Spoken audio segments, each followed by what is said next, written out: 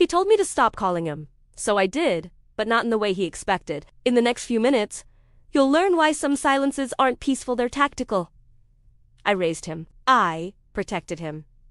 Then I found out what he did with that trust. They thought I wouldn't notice, that I'd stay quiet, that mothers don't fight back. Thank you for being here. Have you ever done everything right, only to be told you were too much? Leave a comment below, even just one word. Let me know where you're watching from, or what time it is right now. And if quiet, powerful stories speak to you, don't forget to subscribe for more. This is my story, and it's not what you think.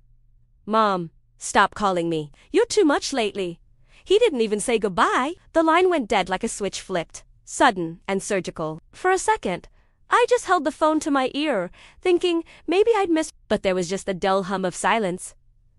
Not just from the phone, but from the whole room. I lowered the phone slowly. My hand trembled slightly, and I wasn't sure if it was from hurt or rage. I had waited 3 days for him to call back. I just wanted to tell him the robins were back. He used to run out barefoot every spring to see them. The kettle began to scream. I turned off the burner and poured tea into a chipped mug that used to say, "Mom-ass mug." I sat down and stared at the wall. The clock ticked 3 times, then stopped.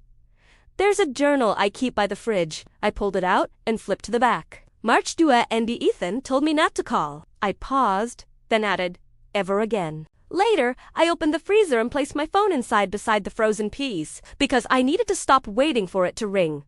Silence, at least, is honest. My birthday was 2 days ago. The mailbox was empty.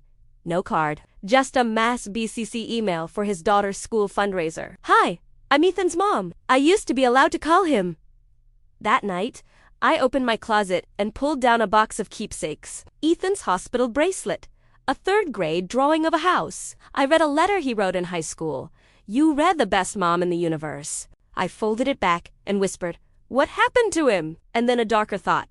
What happened to me? The next morning, the robin's nest on the porch had fallen. Cracked, blue eggs lay on the tiles. It felt like an omen. But something was forming beneath the grief. A restlessness. The silence had begun to rot. It was time to make noise. 10 minutes later, I was with a man in a blue suit named Connor. "I want to see all activity from the last 18 months, I said. He hesitated. "Mr. Grayson authorized a strategic investment portfolio." "I didn't," I said. "I never signed off on external use of principal funds." He shifted. I took the folder and flipped to the signature page. There it was. My name. But not my hand. The E curved differently.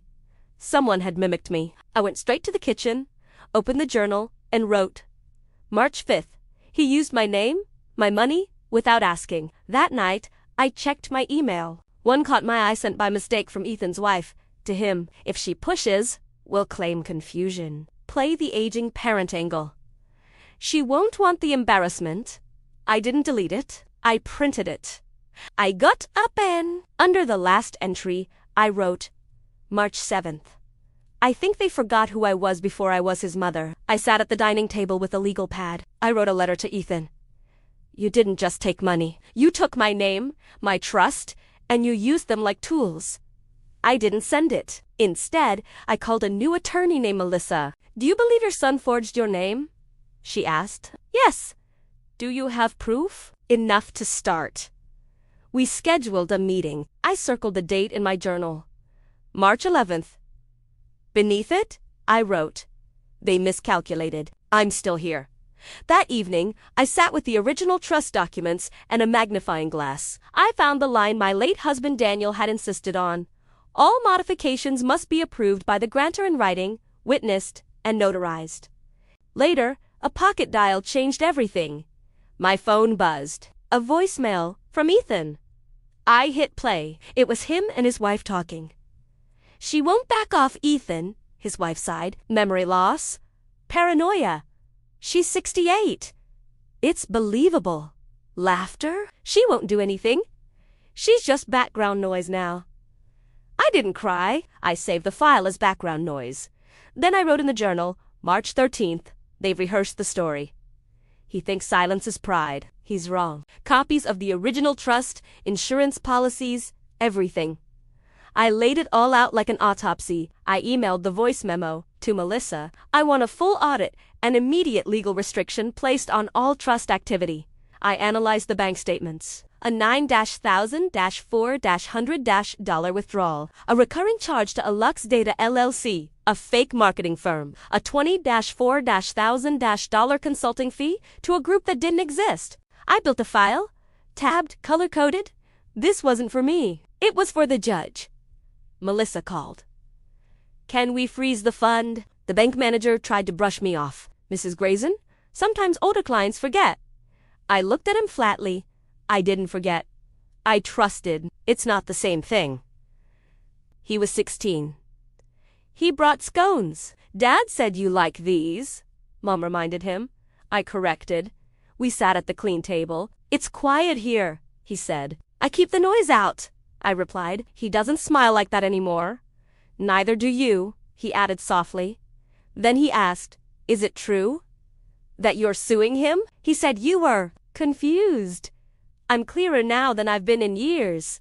He paused. Ethan showed up without calling. We need to talk, he said. You froze my access.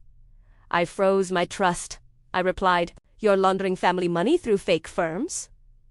You're overreacting, he snapped. You underestimated me, I countered. I walked to the patio and lit a match. What are you doing? He asked, demonstrating clarity. I burned the signature. That's what your name looks like in fire. Now imagine mine. He stepped back. You're not well? I'm finally lucid. I handed him a sealed envelope. This is a notarized amendment. All discretionary control reverts to me. The courthouse smelled like ink. Melissa and I sat before the clerk. Petitioner, Eleanor Grayson. Respondent, Ethan Grayson. She stamped the emergency injunction. You're on the record. Back home, I put the stamped copy in the safe under proof. I went to the bank again. A new manager confirmed access was restricted to everyone but me. On the way out, I saw Connor, the first banker. He looked at me with reluctant respect. That evening, I put on my wedding ring, not for marriage, but for history. We cooked pasta. I gave him a blank notebook. Homework legacy, I said. I'm done giving to absence. Now I give to presence. I went to the safe deposit box, removed everything intended for Ethan, and replaced it with a letter for Jeremy. I deleted Ethan's contact, changing his name to history. I looked in the mirror. Sunday morning, no makeup. What were you waiting for? I asked the woman in the glass.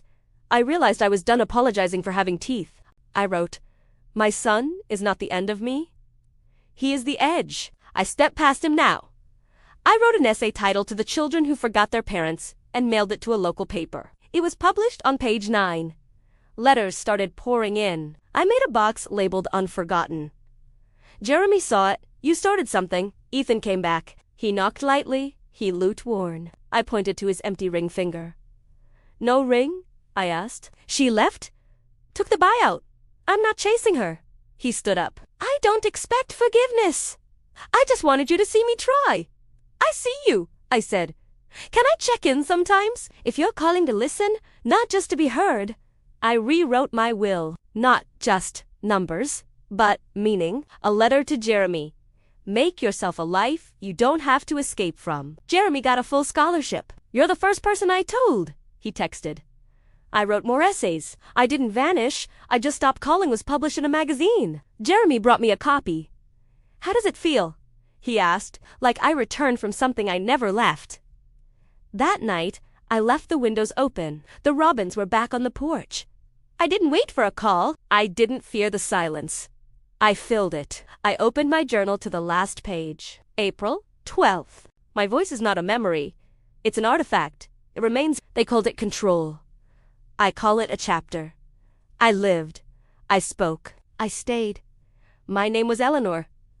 And I was never gone. If this story meant something to you, please subscribe. There's more to come.